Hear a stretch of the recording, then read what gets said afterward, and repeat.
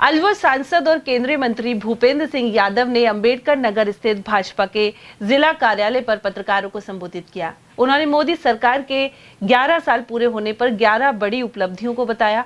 इसमें प्रमुख रूप से राम मंदिर निर्माण को ऐतिहासिक बताया गया। इसके अलावा ऑपरेशन सिंदूर के तहत पाकिस्तान के आतंकवादियों को सबक सिखाने का जिक्र किया। वहीं जम्मू कश्मीर से धारा 370 समाप्त करने, भारतीय अर्थव्यवस्था को विश्व की चौथी बड़ी अर्थव्यवस्था बनाने आदि कार्य भी गिनाए। साथ ही कहा कि प्रधानमंत्री नरेंद्र मोदी की 11 साल की कड़ी मेहनत के बाद देश काफी आगे बढ़ गया है। 11 वर्षों में उस आशा और विश्वास को लेकर के उसके संकल्पों को पूरा करने के लिए अनवरत रूप से प्रधानमंत्री जी के नेतृत्व में पूरा देश आगे बढ़ रहा है और इसलिए विकसित भारत बनाने के संकल्प को देश की जनता ने इन 11 वर्षों को हमें सिद्धि के रूप में परिणामकारी विषयों के साथ देखा है।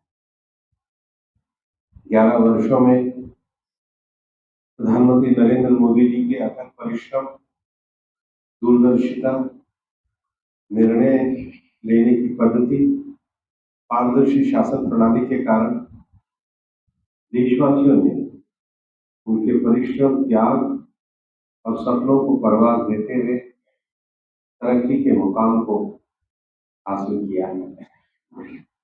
मोदी जी का ये कार्यकाल एक मजबूत भारत के भविष्य के लिए मजबूत नींव रखने का कार्यकाल है। इन 11 वर्षों को केवल एक पत्रकार वार्ता के द्वारा समेट सकूं, ऐसा तो मुझे कठिन लगता है, लेकिन 11 वर्षों में तकनीकी और तरक्की, भाजपा सरकार, माननीय गरीब कल्याण सरकार, मोदी जी के नेतृत्व में किया जाने वाला शासन, वो सेवा की संकल्पना है और सरकार में एक गवर्नेंस का कल्चर पूरी तरीके से विकसित हुआ है। इन 11 वर्षों में अगर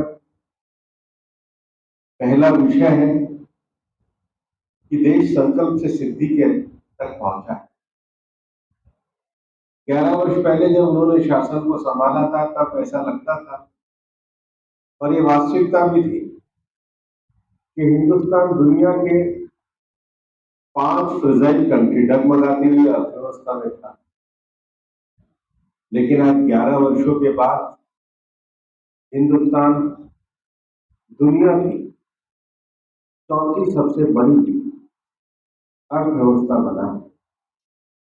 चौथी सबसे बड़ी अर्थव्यवस्था का अर्थ है कि जिस प्रकार से ऑपरेशन सिंदूर भारत की सेनाओं ने किया, अचूक तरीके से पाकिस्तान के 9 एयरबेस को समाप्त किया, अचूक तरीके से आतंकवादियों के ठिकानों को भारत ने समाप्त करके दुनिया को यह संदेश दिया कि पानी और खून साथ साथ नहीं बह सकते। आज तक आपने देखा होगा 26/11 से लेकर के जो हमले मनमोहन सिंह जी के समय में हम कोई कार्रवाई नहीं कर पाते थे, लेकिन प्रधानमंत्री नरेंद्र मोदी जी के नेतृत्व में एक ऐसा मजबूत भारत बना है जिसने दुनिया को यह स्पष्ट संदेश दिया कि भारत आतंकवाद के साथ कोई समझौता नहीं कर सकता। कल ही हमारे सारे सांसदों के दल वापस लौट के आए हैं। मोदी जी के नेतृत्व में दुनिया को एक डिप्लोमेसी का बहुत बड़ा संदेश इस देश ने दिया है और इसलिए जो 11वां सबसे बड़ा बदलाव हुआ है कि हम एक विकासशील भारत से विकसित भारत के संकल्प को लेकर के आगे बढ़ रहे हैं। 11 साल की हमारी सारी उपलब्धियों, मैंने कहा कि समय बहुत कम है। उधर केंद्रीय मंत्री यादव ने आरोप लगाया कि पश्चिमी बंगाल सरकार घुसपैठ रोकने में सफल साबित नहीं हुई है। ऐसे में बांग्लादेशी भारत में घुस रहे हैं।